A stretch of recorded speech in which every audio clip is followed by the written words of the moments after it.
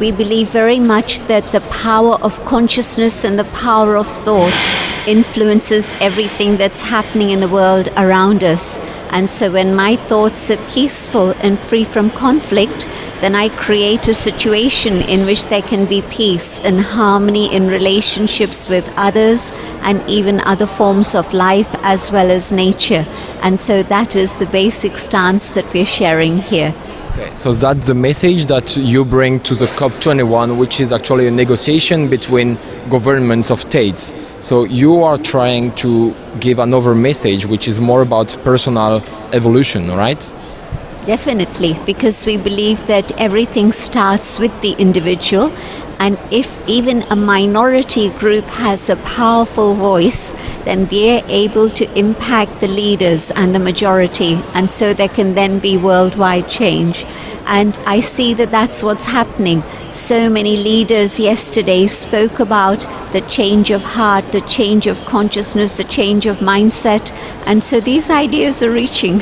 So you would say that the religious leader had an influence on the political leader. It took years, but now it's on. I think it's not just a question of religious leaders. I think they've seen that the things that are happening across the world, it's as if humans have forgotten to stay in touch with their own hearts. It's the heads that are functioning, and now it's time for the heart to come back in again. So actually, countries need to educate their people in this way. This is it. So it's not about binding agreement, it's more about educational agreement. Definitely, but it has to start with myself. And so the change of awareness and the shift in my consciousness means that I don't need so much to take from outside. At the moment, the consumerism that we're seeing, even in the developing world sometimes, is really as if there's hundreds of planets that we can take from, and we can't. There's a limit. And so when you turn inwards and connect with the happiness and joy that's within, then your lifestyle becomes a very simple one. And so you don't need so much from outside. But there's a spirit of generosity and care in which you're able to share with others.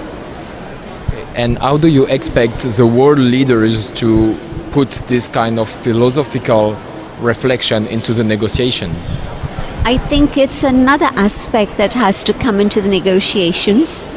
It's one planet, one home, and we share the same.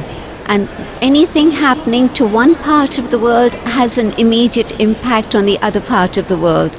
And so I think that's what has to come into the negotiations, that we share this one home.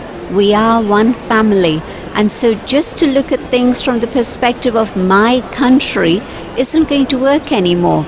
And so we all survive together or we all sink together. That's the reality of the situation we find ourselves in now. So you actually do not believe that the states should negotiate to each other like if they were, I don't know, gambling or making business. They should negotiate as only one party. It shouldn't be the conference of parties, but the conference of party. I think that that is the big shift that has to happen, that we are one family, it's one home, and we all have to work together in a spirit of cooperation and not competition with each other. Within negotiations, sometimes it feels as if it's a competition, but in fact it's only going to be through cooperation that we can tackle the subject. There's no other way. Okay, so what about religious leaders? Should they speak, all of them, with only one voice? I think as far as the environment and climate change goes, everybody's speaking with one voice. It's a subject that all of us are in agreement with, that humanity has drifted away from its compass and it has to come back again to the essentials of life and the understanding of respect and regard for all of creation. Okay, just to conclude, if you are speaking about the personal development and the personal action on ourselves, in just one sentence, what would you recommend to any human being on Earth?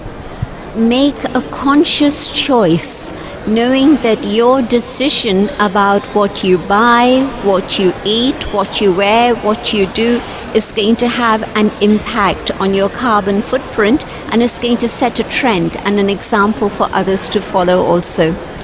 Thank you very much for your time and for your answers.